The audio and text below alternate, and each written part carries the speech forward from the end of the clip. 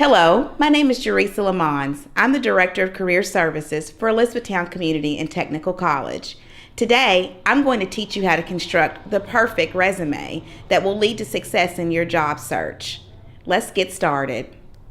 Our objectives today: we will learn the importance of a resume to your job search, discuss the importance of skill sets to your resume, sharpen your resume building skills, and discuss tips to improve and build a targeted resume.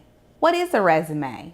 A resume is a 1 or 2 page document that summarizes your education, skills, accomplishments, and experience. So what is a targeted resume?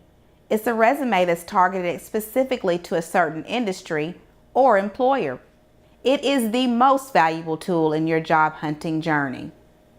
It gets you the interview, introduces you to an employer, and is your first impressions, and again, the key to getting an interview. What should your resume include? Every resume should include a couple basic sections, beginning with your basic contact information. An objective should be specific about the job that you want and allows the reader and the writer of the resume to have a focus.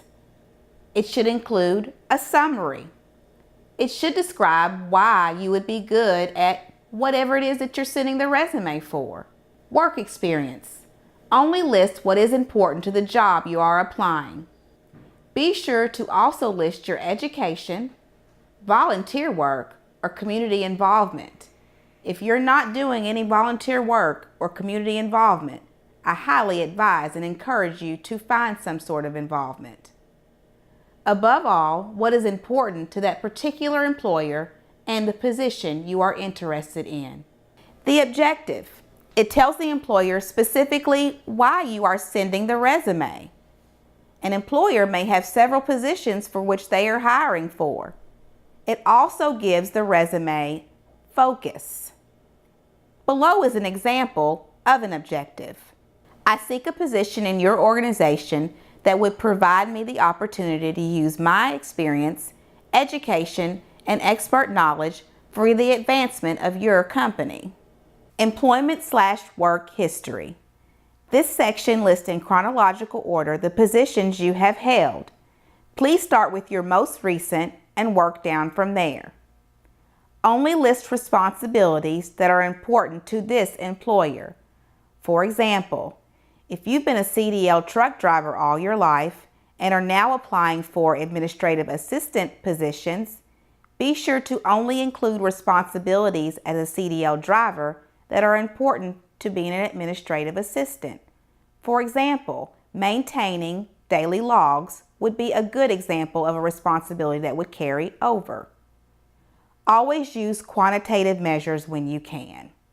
This allows the employer to see any percentage or numbers that you have increased or decreased in a positive fashion. 5 to 7 bullets is enough. This also depends on the type of position that you are applying for. Education. List your highest and most recent level of education. Include the degree if applicable, the school or institution, and your major or minor. I also highly encourage you to put in relevant courses that you have taken that are applicable to the job you are applying for. Only include your GPA if it was or it is above a 3.0. Always mention any academic honors.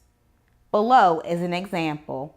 2001 to 2006, University of Kentucky, BS in Social Work, with a 3.75 GPA.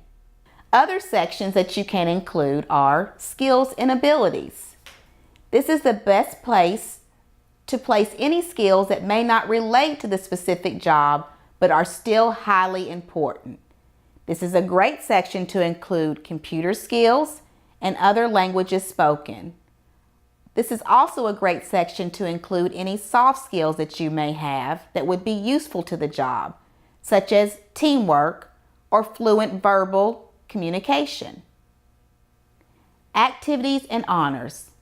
A great section for listing your volunteer work, leadership roles, or other community involvement. Try to choose ones who have a connection with the type of work you are seeking. Here are a few common mistakes. Using the passive voice. You always want to speak in present tense for the job that you are doing now. Past tense for jobs that you have done prior to that. Not using action words. You can Google action words for a resume and you will have a list of action words that are great to begin your statements with. Using first person. We always want to convey great teamwork. Using a template. Using a template does not allow you to move your information in an appropriate fashion. It's best to freehand using Microsoft Word. Not proofreading. Not only should you proofread your resume, but it's best to have 2 to 3 people proofread your resume, and always rely on professional resources such as your resources at the Kentucky Career Center. Only using spell check to proofread. A resume that lacks focus, including information that is irrelevant.